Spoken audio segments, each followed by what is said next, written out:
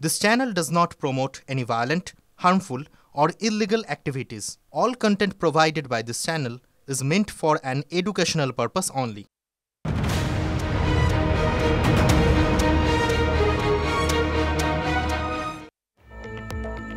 শিলিগুড়িতে পাকড়াও গাড়ি চুরির চক্রের চাই বাংলায় বসে দেশ বিদেশে চুরির গাড়ি পাচার। শিলিগুড়িতে পুলিশের জালে 4 দুষ্কৃতী। ধৃতদের বিরুদ্ধে অসম, মেঘালয়, অরুণাচল প্রদেশ, পশ্চিমবঙ্গ থেকে 100টির বেশি গাড়ি চুরির অভিযোগ। তারপর সেই চুরির গাড়ি দেশের বিভিন্ন জায়গায় সেকেন্ড হ্যান্ড বলে পাচার, এমনকি নেপালেও চুরির গাড়ি বিক্রির অভিযোগ। চক্রের মূল পান্ডা সোমনাথ মুখোপাধ্যায়কে গ্রেফতার করল শিলিগুড়ির প্রধাননগর থানার পুলিশ। ধৃত সোমনাথ কলকাতার প্রিন্স আনোয়ার শাহ রোডের বাসিন্দা। বিভিন্ন রাজ্য থেকে গাড়ি ভাড়া নিয়ে এবং অথরাইজেশন লেটার নিয়ে সেই গাড়ি বিক্রি এবং বন্ধক রেখে কোটি কোটি টাকা প্রতারণারও অভিযোগ ধৃতদের বিরুদ্ধে। ধৃতদের জেরা করে 14টি নামিদামি গাড়ি বাজেয়াপ্ত। কাটোয়ার রাজুয়া গ্রামে সেখানে বোমা বিস্ফোরণ কাণ্ডে গ্রেফতার আরও 5। এই নিয়ে ধৃতের সংখ্যা বেড়ে দাঁড়ালো 6। ধৃতদের মধ্যে জামির শেখের চক্রের লিঙ্কম্যান, তার মাধ্যমেই রাজুয়ার বোমা বাঁধার কারিগর আনা হয়েছিল খবর পুলিশ সূত্রের। পুলিশি তদন্তে উঠে এসেছে নানুর থানার শিয়ালা গ্রামের বরকতকে রাজুয়ায় ডাকা হয়েছিল, সেখানে ব্যবস্থা করেছিল জামির। বোমা তৈরির জিনিসও সে কিনেছিল বলে খবর। বিস্ফোরণে যখন তুফান চৌধুরীকে আগে গ্রেফতার করে পুলিশ, তাকে জেরা করেই জামিরের নাম উঠে আসে। তুফানের মোবাইলের কল রেকর্ড খতিয়ে দেখে পুলিশ। নিশ্চিত হয় বিস্ফোরণের আগের দিন অর্থাৎ শুক্রবার বিকাল থেকে তুফানের সঙ্গে একাধিকবার কথা হয়েছিল জামির শেখের। এদিকে গত পরশু রাতে ভয়াবহ বিস্ফোরণের পর এখনো পর্যন্ত আতঙ্কে কাটোয়ার রাজুয়া গ্রাম।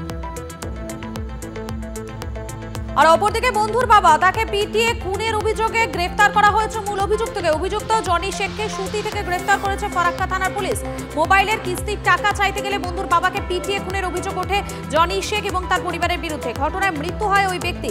ঘটনার তদন্তে নেমে 24 ঘন্টার মধ্যে মূল অভিযুক্তকে পাকড়াও করল পুলিশ। ঘটনায় জড়িত বাকিদের খোঁজে তল্লাশি চালাচ্ছে ফারাক্কা থানার পুলিশ।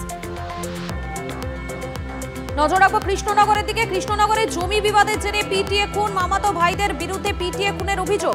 নিহত ব্যক্তির নাম গণেশ সরকার। গতকাল গণেশের ওপর হামলা চালায় সুজন এবং মন্টু হালদার। রক্তাক্ত অবস্থায় হাসপাতালে নিয়ে গেলে তাদের মৃত বলে ঘোষণা করা হয়। পুলিশি তদন্ত শুরু করলেও অভিযুক্তরা এখনো পর্যন্ত অধরা। জয়নগরে প্রায় 3 কোটি টাকা ব্যয় তৈরি হবে নতুন বৈদ্যুতিক চুল্লি। দক্ষিণ বারাসাত মহাশ্মশানে পৌর এবং নগর উন্নয়ন দফতরে অর্থ সাহায্যে তৈরি হবে এই নতুন চুল্লি। রবিবার এই কাজের আনুষ্ঠানিক সূচনায় উপস্থিত ছিলেন জয়নগরের বিধায়ক বিশ্বনাথ দাস।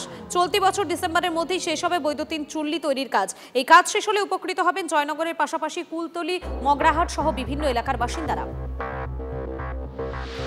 গ্রামে উঁচু নিচু মাটির রাস্তা, কোথাও রাস্তা ধসে চলে গিয়েছে পাশের পুকুরে, কোথাও আবার ডাঙ্গা রাস্তার উপর দিয়ে যাতায়াতের জন্য বাঁশ দিয়ে সাঁকো বানিয়ে নিয়েছেন স্থানীয়রা। কোথাও রাস্তার মাঝে বড় গর্ত, বৃষ্টির জল জমে ডোবায় পরিণত হয়েছে। 3 বছর ধরে এমনই অবস্থা চন্দ্রকোনা 2 নম্বর ব্লকের বসনছড়া গ্রাম পঞ্চায়েতের যদুপুর গ্রামের রাস্তায়। রাস্তা মেরামতের জন্য কয়েক বছর ধরে একাধিকবার প্রশাসনের কাছে আবেদন জানালেও কিছুই হচ্ছে না, শুধু আশ্বাসই মিলছে, অভিযোগ স্থানীয়দের। রাস্তার কুকুরকে বিষ মিশানো খাবার খাওয়ানোর অভিযোগ। নিউ টাউনের অভিজাত আবাসনের সামনে প্রতিবাদ বিক্ষোভ। প্রতিবাদে রাস্তায় নামলো টলিউডের অভিনেতা অভিনেত্রী থেকে পশু প্রেমীরা। আবাসনের বাইরে 6টি কুকুরকে বিষ মেশানো খাবার খাওয়ানো হয় বলে অভিযোগ আবাসিকদের। মৃত্যু হয়েছে 4টি কুকুরের। টেকনোসিটি থানায় লিখিত অভিযোগ দায়ের করা হয়, কিন্তু দোষীদের এখনো চিহ্নিত করা যায়নি। প্রতিবাদে রবিবার আবাসনের সামনে বিক্ষোভ দেখান টলিউডের অভিনেতা অভিনেত্রী সহ বিভিন্ন পশু প্রেমী সংগঠনের সদস্যরা। হঠাৎ করে একদিন সকালে উঠে দেখা গেছে যে তারা সবাই শুয়ে আছে, দেখে মনে হচ্ছে ঘুমোচ্ছে, কিন্তু মৃত।